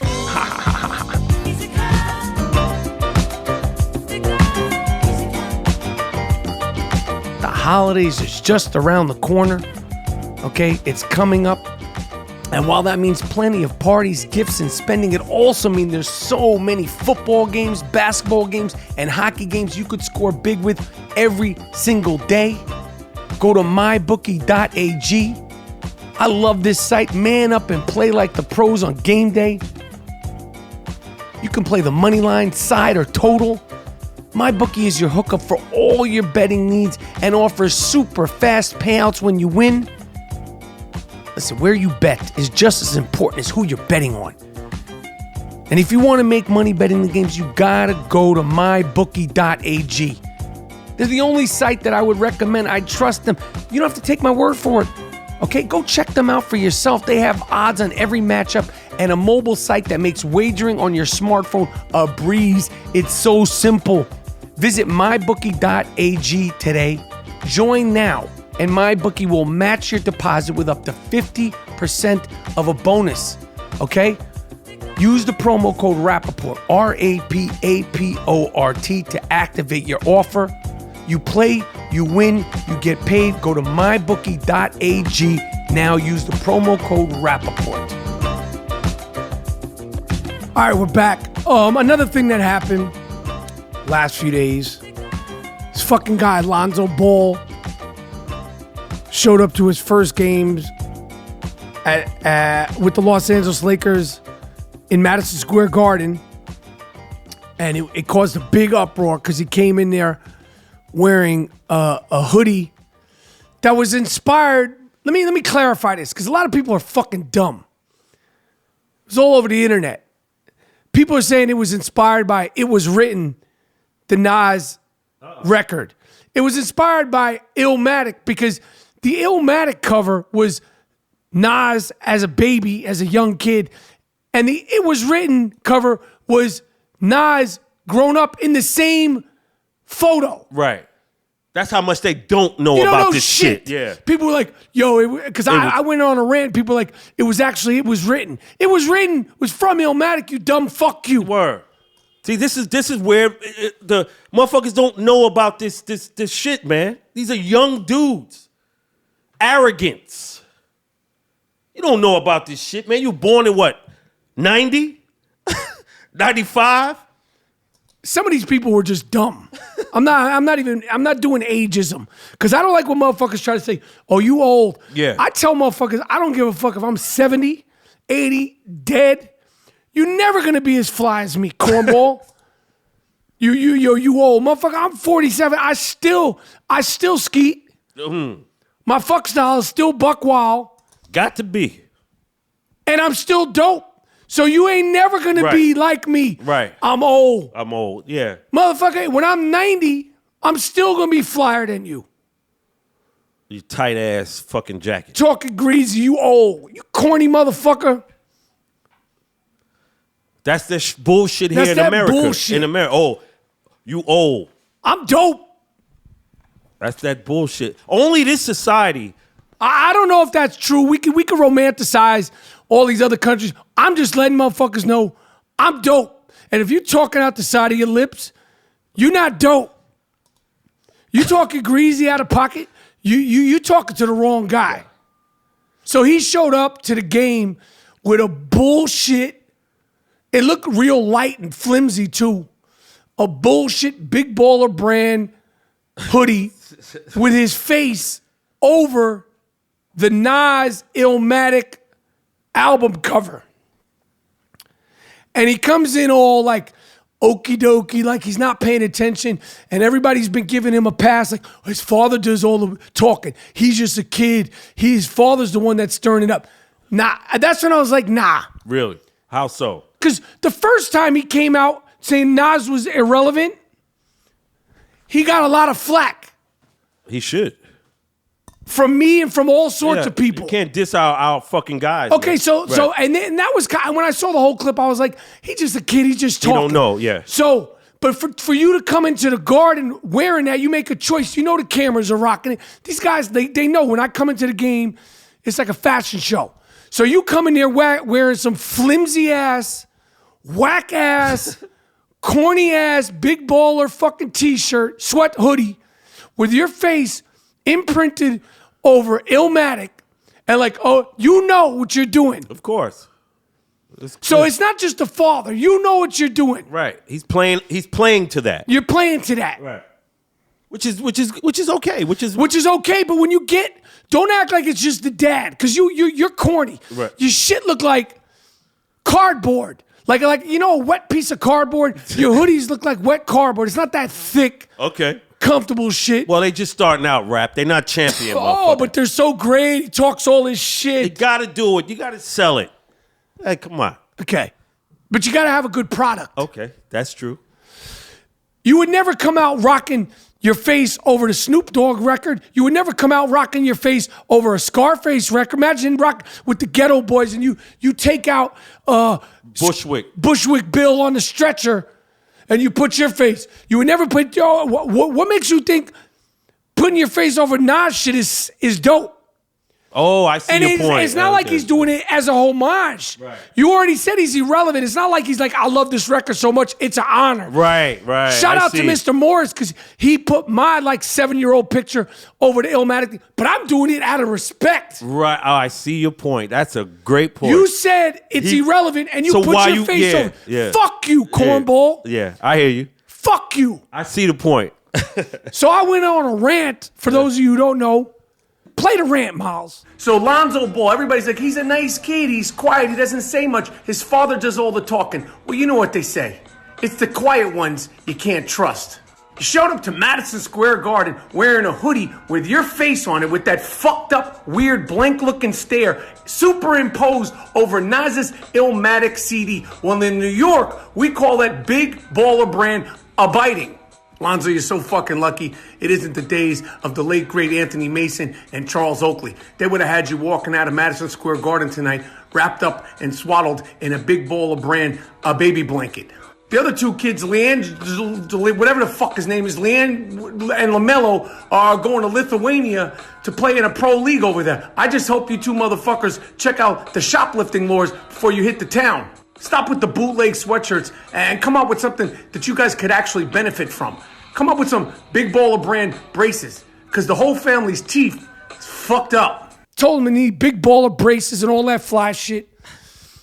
And the third son, who's 16, now I have a 17 and a 15-year-old son. The third son got wind of that rant and said on Twitter, look it up, LaMelo Ball, said, "You ugly, don't let me start cooking." I'm like, oh shit. Now people were like, right. Yo, Rap, you gotta get him. And I'm like, yo, this is a kid. Even though it's big baller brand, and even though he talks shit, first of all, the first rules of talking shit that I abide by is if you're gonna talk shit, you have to be able to get it. To take it, yeah. So that ain't nothing. Right. That's all good. But that's part of snap. He is 16. So I said, I can't talk about a 16-year-old. You cannot do that. But if I was gonna snap on him, I'm not gonna snap on him. But if I was gonna snap on this wolf boy looking motherfucker, nah, I don't fucking. Nah. I'm not doing it. I'm not snapping on him. I like Mello. If I was gonna snap on him and his big jumbo teeth, nah, nope. I'm not doing it. I know you're not. If I was gonna snap on the fact that he looks like motherfucking Squidward and the fact that he looks like motherfucking Teen Wolf, okay, I would go in on him. But I'm not gonna do it. Cool out. I'm not gonna snap on him. Hold your head, dude. I'm not snapping on him. That's a 16-year-old motherfucker. So I said I didn't respond. He's a professional ball player. In Lithuania. It doesn't matter. What's that motherfucker name? Sharunas, Marcelunas, whatever that motherfucker name is. We'll see if Lithuania got some shit, man. We gonna see. We gonna see. He's 16 out there. I know they got some shit. We gonna see what you got. So my general response to LaMelo Ball is, I'm not gonna say anything about your fucked up hair. I'm not gonna say anything that you bleach your tips. I'm not gonna say anything about any of that shit. But just know, I'm a professional with this shit. You're 16. Let that man lead that boy alone. When you're over 18, if you want to come get it, I grew up snapping in the streets of Brownsville, Harlem, New York, on the streets. That was my defense mechanism. Mm-hmm. That's how I keep motherfuckers off me. Vicious snapping. If and when you're above age and you want to come get it, go ahead. Yeah, you say you want to cook. Wait till 2 more years. But I'm not doing that now. Right. I'm just saying, like, I just hope for his own sake, like, if he comes to me, I'm a focus on those chompers first. I hear you. Okay? I'm just saying that. Leave that boy alone. I'm not. Okay. I'm not. Okay, I got you. Couple of nights later, Lonzo Ball and the Los Angeles Lakers went to Cleveland. They lost. LeBron, they won. After the game, this is all over the news, LeBron came over to him and they were having like a conversation, like putting their jerseys in front of their mouths. It was all scrutinized. And then I started thinking, you know what? Because afterwards they asked LeBron what he said. They asked Lonzo what he said. Like, what was the conversation? Right. And I said, you know what? They got to let these guys live. Like, leave them be, man. Like, you gonna fuck with this motherfucker. LeBron is giving him messages. Right. Like Kobe gave to LeBron. This is part of the pecking order of the NBA.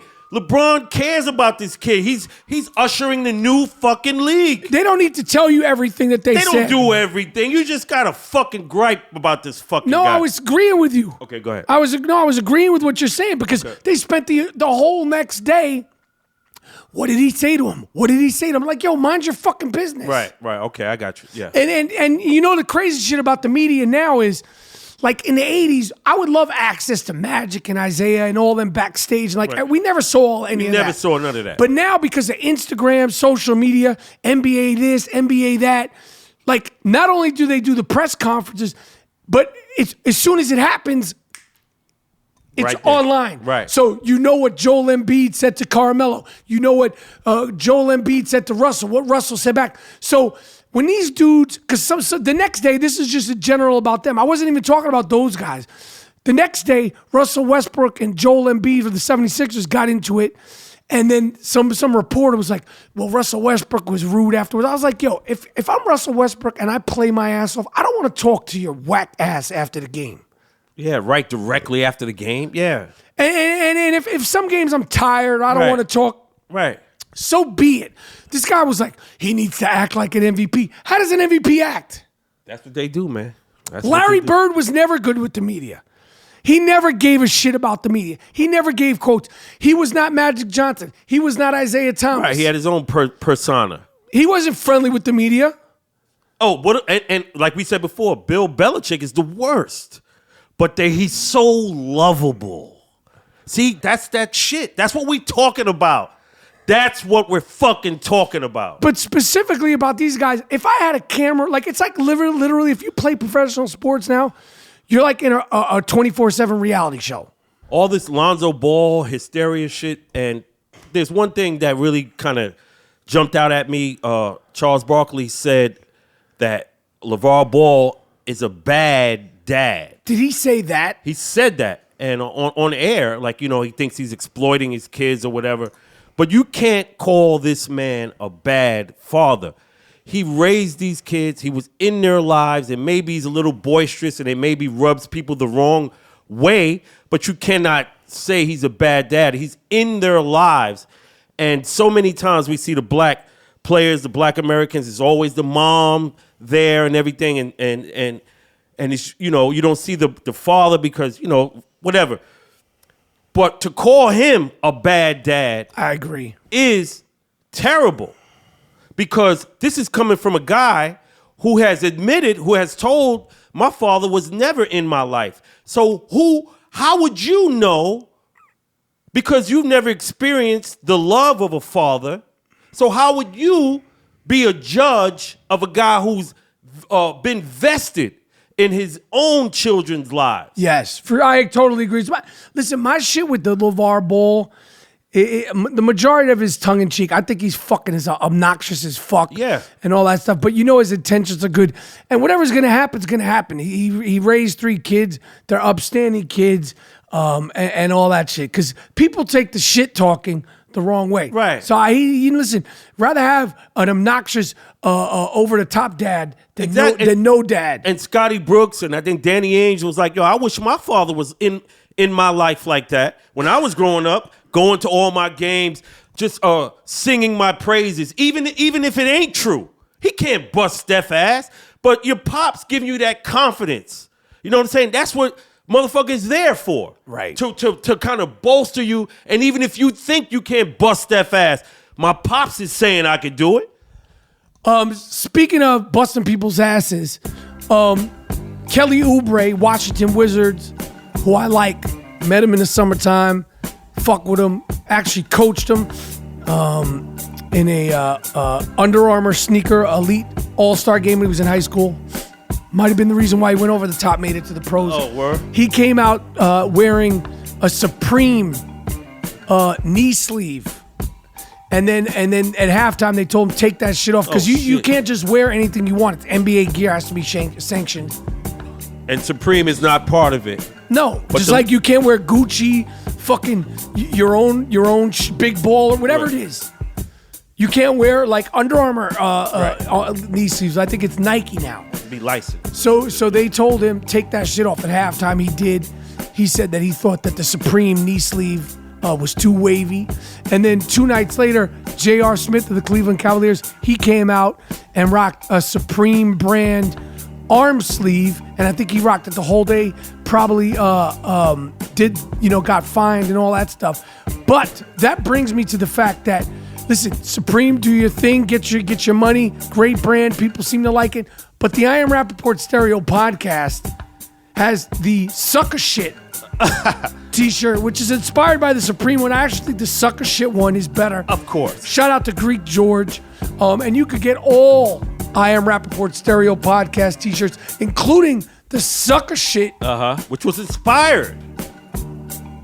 Because I don't know why people go crazy for this Supreme shit. Yo, I seen lines around the block like motherfuckers going to see James Brown at the Apollo in 62. I seen lines around that block for $200 t-shirts. That are not butter soft. Imagine 200 t-shirts. Imagine a $200 t-shirt that's not even butter soft. Yo, we can't hate on Supreme. I'm not hating on Supreme. Because if you could get motherfuckers to buy a $200 t-shirt, you a badass company, man. But if you don't want a Supreme shirt and you want a sucker shit t-shirt, come our way. You could get all I Am Rapaport Stereo podcast t-shirts, including the sucker shit t-shirt that is sweeping the nation at store.barstoolsports.com. Hell yeah. Butter soft. You could get the You Fuck You t-shirt, the I Am Rapaport American flag t-shirt, and of course the Gringo Mandingo t-shirt. But you could absolutely get the sucker shit t-shirt at store.barstoolsports.com. All butter soft. Yes. They don't shrink. The more you wash it, the softer it gets. And we're out there. They have lines for us too. We're out there. We meet the people. Yeah, we're not like Supreme. Yeah. We're just doing our thing. But if you want a sucker shit t-shirt that looks just like the Supreme shirt, shout out to the people from Supreme. Absolutely. Go to store.barstoolsports.com. All right. It is now time for the world famous I Am Rapaport Sick Fuck of the Week segment. This award is earned, not given. It's called the Sick Fuck of the Week. This guy's really sick.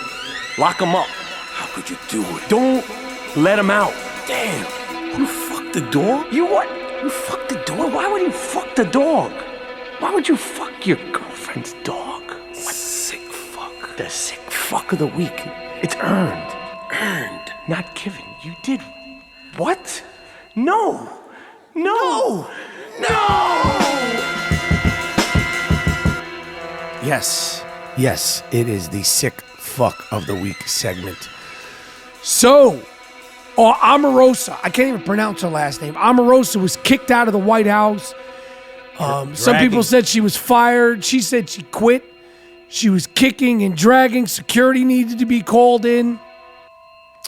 She is now a woman on an island to herself. Omarosa, you are a sick fuck. Yeah. For being the only African-American woman in the White House in the first place. Yo, they don't fuck with you. They don't like you. Now she's saying, oh. Now she's black now. Now she's really black, right? You see? Yes. Yes. You see? I read a little piece of that and I was like, man, what did you think? What did you think eventually was going to happen? They probably was like, what are you doing in the Rose Garden? What the fuck you doing here? We went out of our way to make sure there's no other black woman ever in the Rose Garden.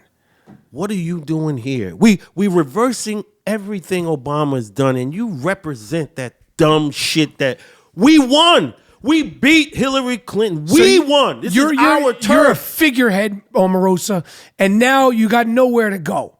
You got nowhere to go. And like my man said, this is there is no pension plan for cooning. This is another sick fuck. We actually gave him the Sick Fuck of the Week award in the past. And I wanted to give him a shout out. And I also wanted to bring in that Wonder Bread bag. Who the fuck is this? And Olive Oil theme music, which is a sub-theme song of the Sick Fuck of the Week segment. Let me get that, Miles.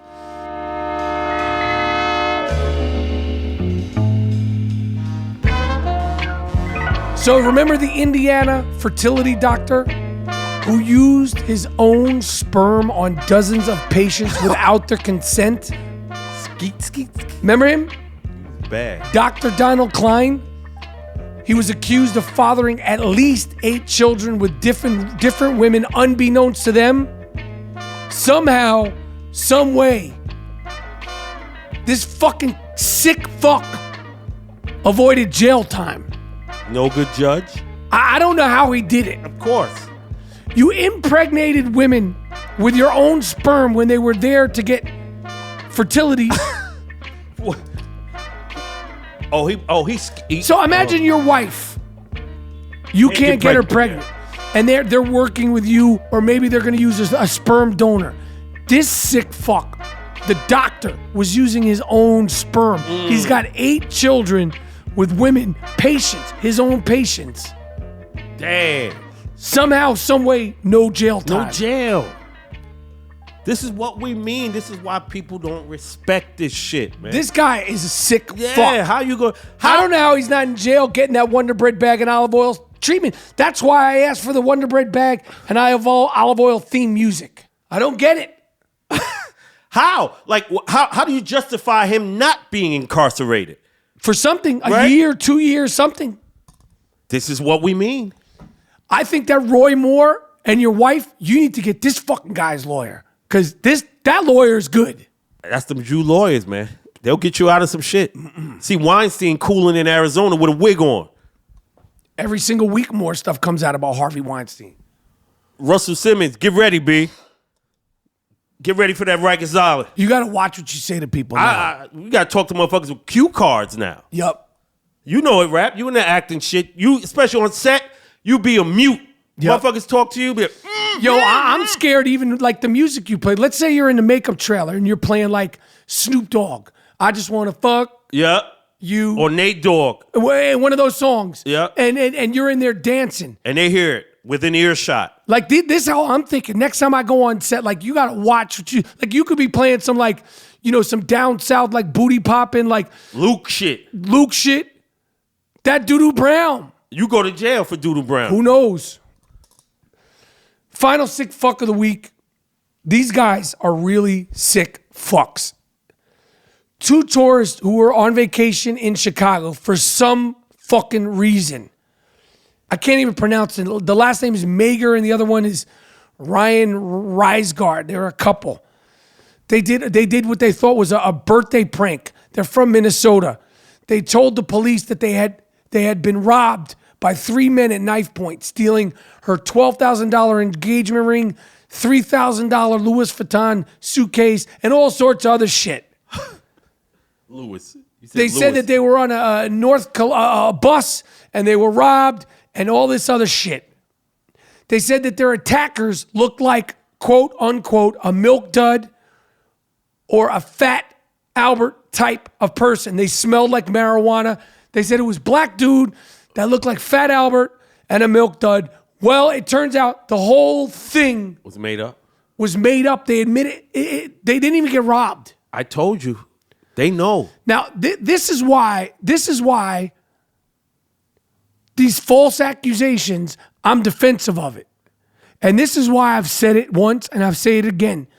500% don't support sexual harassment. 500% don't support unsubstantiated claims of rape, robbery, or any of that shit. Yeah. But you see, I mean, that's terrible. But they know. It's like, yo, okay. It's terrible. That's just terrible. And it's never, it was this short Jewish guy and his two other Jewish friends. It's always, it was three black guys. People, right? One of them that looked like Fat Albert and the other, and they smelled like marijuana. Because they know how society views black people. So it's like cheating. Basically, it's like, yo, whatever happens, if you caught dead to rights, you could get out of it if you blame. It's like a racial pecking order. Black people at the bottom. So I'm going to blame them. Right? It's like the Cliff Notes. Yeah. It's like Terrible, the short man. version. It's like the shortcut. It will get the heat off you immediately until they investigate and find out. But the heat is off you. Especially a white girl and a white guy. Oh. Minnesota tourist. Yo, I want to thank my man Bryant Scalabrine. Thank you for the White Mamba meets White Mike segment. Congratulations, G Moody. My name is 3 Monetti now. 3 Monetti. Show. I am Rapaport Stereo Podcast. Tell a friend to tell a friend. Keep rating. Keep pumping. I am Rapaport Stereo Podcast. Takeover 2018. Scal, I appreciate it. White Mamba, Moody, Dust Brothers, we're out. Out.